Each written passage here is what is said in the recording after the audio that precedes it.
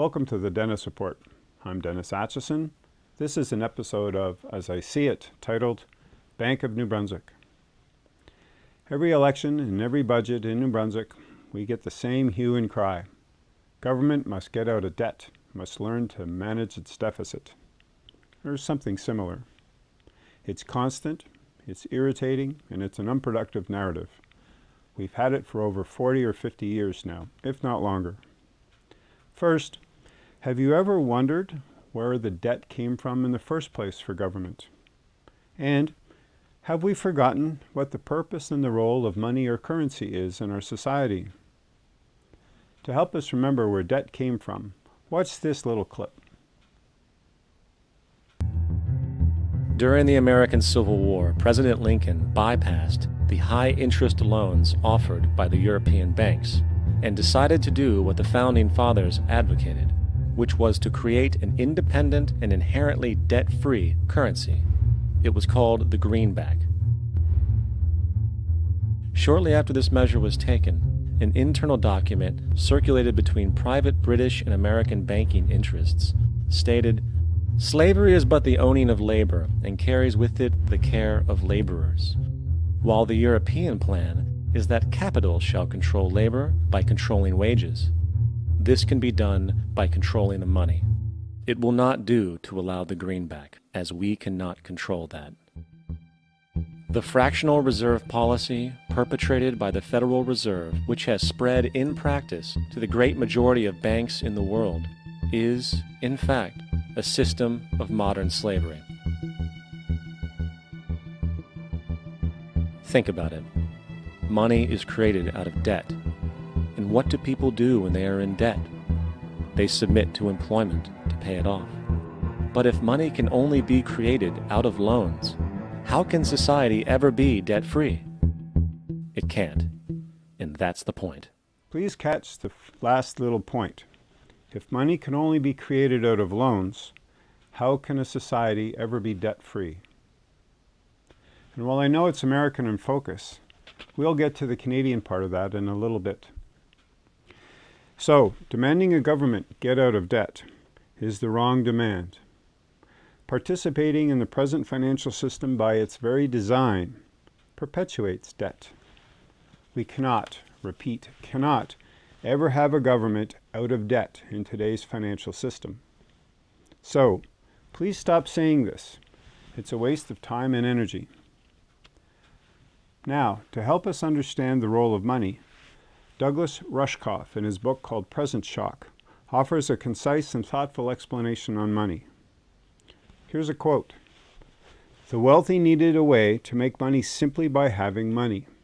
So, one by one, each of the early monarchies of Europe outlawed the kingdom's local currencies and replaced them with a single central currency. Instead of growing their money in the fields, people would have to borrow money from the king's treasury at interest. If they wanted a medium through which to transact at the local marketplace, it meant becoming indebted to the aristocracy." Can you begin to see the parallels with the clip that you just watched on the Federal Reserve in the United States? Sound familiar? And does it apply today? But what about the role of money and currency? Money has two purposes: flow and storage. Money as it circulates through the economy, money as it sits out of circulation in bank accounts, offshore accounts. Another quote from Present Shock by Rushkoff.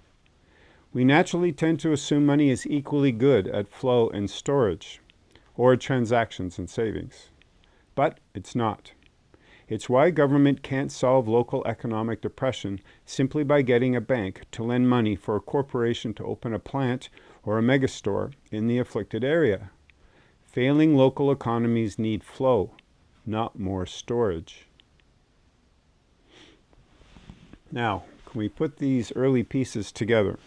If you accept the biggest challenge we share collectively today is one of inequity, and if you accept it's by participation in the current financial system that will always keep our government and us in debt, and if you accept the solution, at least in part, to improving our local economy is to change our relationship with money from storage to flow, then we have the potential to improve.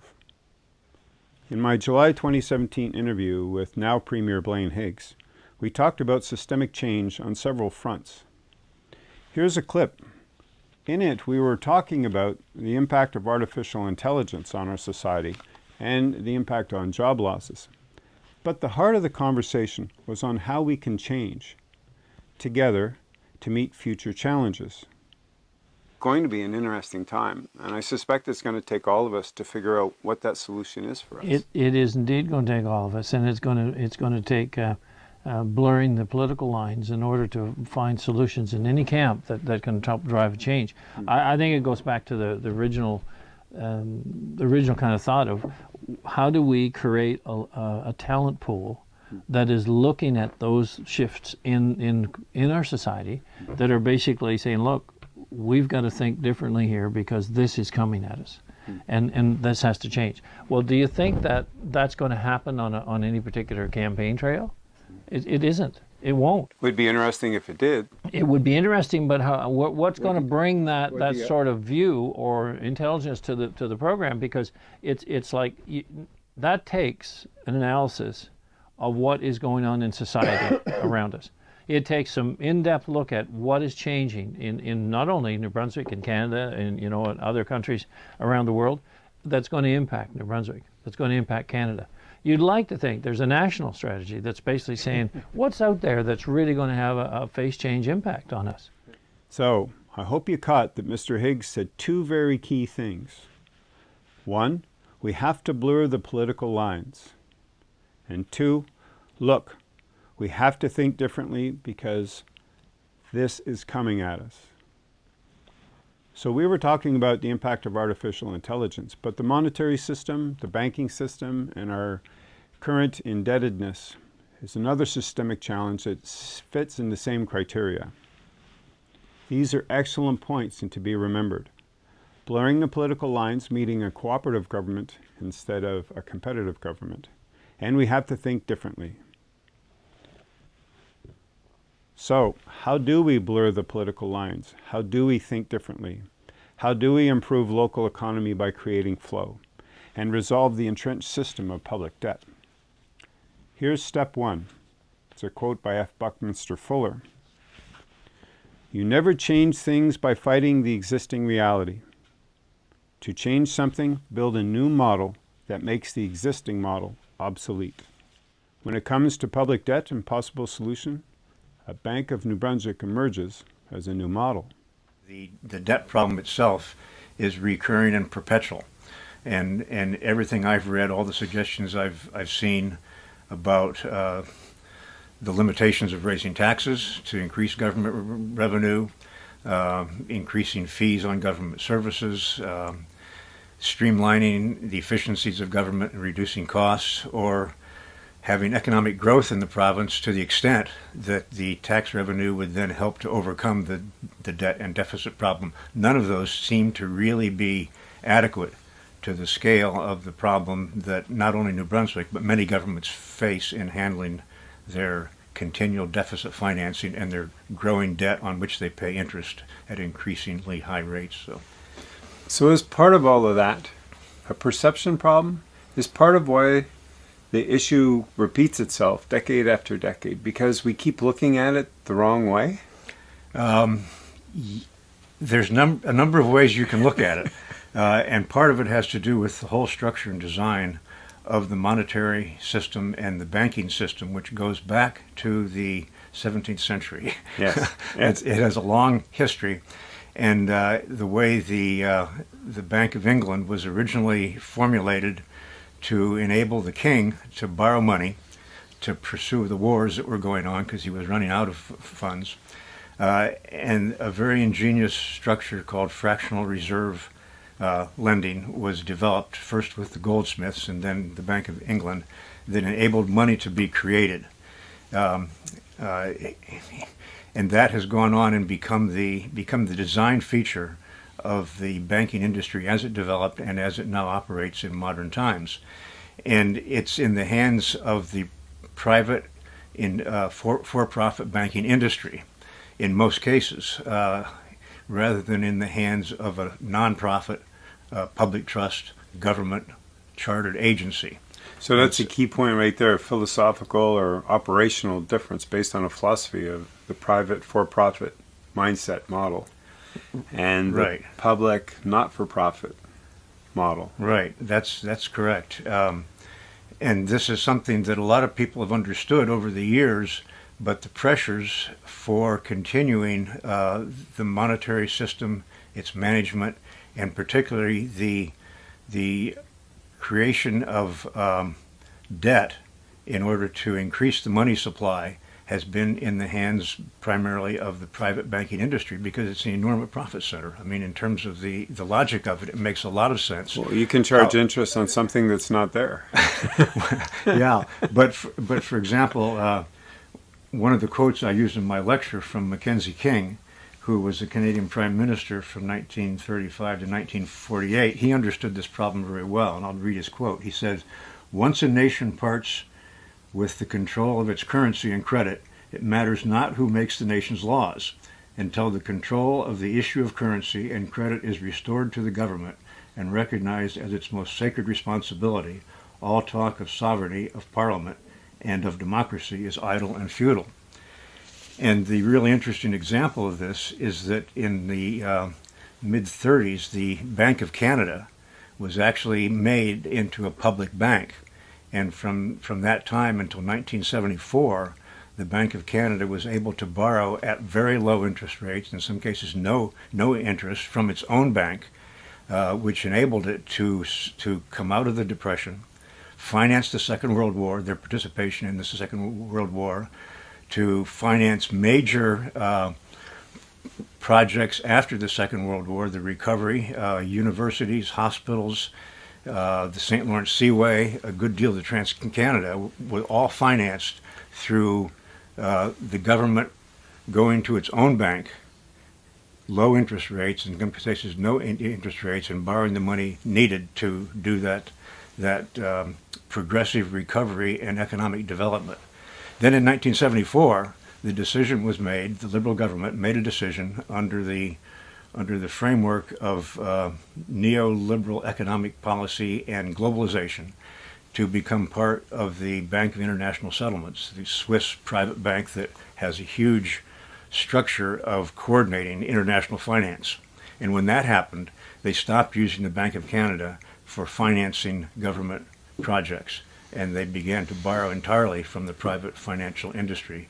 And then things began to accumulate in terms of debt and deficit ever since. There is the argument, and you hear it all the time, that, well, government's so inefficient that it can't be trusted to do these things. They'll just waste a lot of money, and it'd be better to let private industry, private businesses operate these various public services, or some combination of public-private is often talked about too. In the case of the monetary system, that's particularly sensitive because people will say that, well, if you let the government create the money it needs, it'll just create too much. There'll be huge inflation. That used to be a reasonable argument, but it's no longer the case because the way the digital world can monitor information and keep track and manage things now is very, very different than it used to be. So the idea, I think, would really be for the public bank to be a public trust agency. It wouldn't actually be, it would be an agency that would serve the government, but it wouldn't actually be the government making the decisions about how that was structured and run. Mm-hmm. The government would rely on it to do its financing and management of its fiscal responsibilities, but it would be in a framework that would be commissioned to operate sort of at arm's length, sort of like a royal commission, or not a royal commission, but a Crown corporation. A crown corporation, yeah. So there would be a separation between the political aspect of government and the administration of the financial aspect of government. There needs to be an education process, and there needs to be a dissemination of information about a public bank concept being a reasonable one to, first of all, at least study out and see how it might apply to New Brunswick's situation in order for us to get out of the debt and deficit problem that we're in. It wouldn't happen immediately. It would take a fairly long period of time because we have all these obligations now which have to be managed and paid off. But if a public bank were established, then at least you would no longer have a further accumulation of debt. That group would have to be paid off over a period of time, so it would be a number of years probably before the government had its management totally within its own jurisdiction. So to get this underway, it seems to me that one of two things. There has to be enough citizens who are really eager to pursue this and understand it and build an education program around it to create a political movement or a social movement for introducing this to the government, or people in the government need to understand that this is a reasonable possibility for a solution to a really severe and ongoing problem, and strike a commission. Let's study this. Let's really look at this carefully and see if it would actually work for us. So those two steps: widespread public education on the concept of a public bank and its application to New Brunswick, and maybe at the same time, if there could be a bipartisan understanding that this would be something the government ought to seriously look at, to study it in a serious way. So those are the steps that I would recommend. And that interview was with Keith Helmuth 2 summers ago, who has done extensive research and has extensive knowledge on the feasibility of a Bank of New Brunswick and its impact on our economy and our autonomy. In previous interviews, I had asked about a potential for a Bank of New Brunswick to several other guests. First is Darrell Branscombe and Ken McGeorge from Concerned Citizens for New Brunswick. After that is David Kuhn, MLA for Fredericton South and leader of the Green Party. Absolutely, no question. And one of our guys in the group, Les Smith, has done extensive research in this. As a matter of fact, we only met yesterday. And there is a possibility that we could set up a Bank of New Brunswick.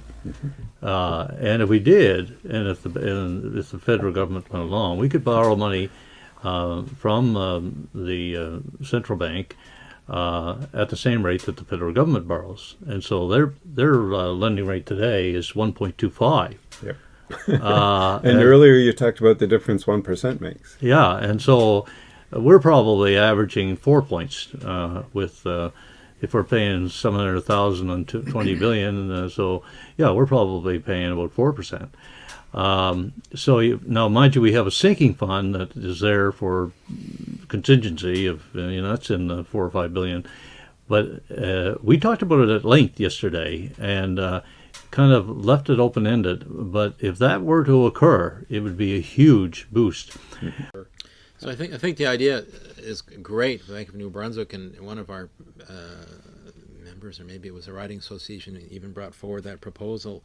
I think that the scale at which it needs to be looked at is probably maritime wide, and there are a number of things like that. I think that in terms of thinking regionally in terms of greater self-reliance, that makes sense at that scale. So a bank, Bank of the Maritimes or whatever it would be, and that would be quite exciting to pursue. So, it appears at the early stages there's potential for a Bank of New Brunswick. Currency that flows instead of being stored. Our thinking differently creates a new model which makes the existing model obsolete. It involves all political parties cooperating. It pays down debt. And it gives a degree of financial autonomy. What do you think? Is it worth exploring this idea further? Be good, have fun, love each other.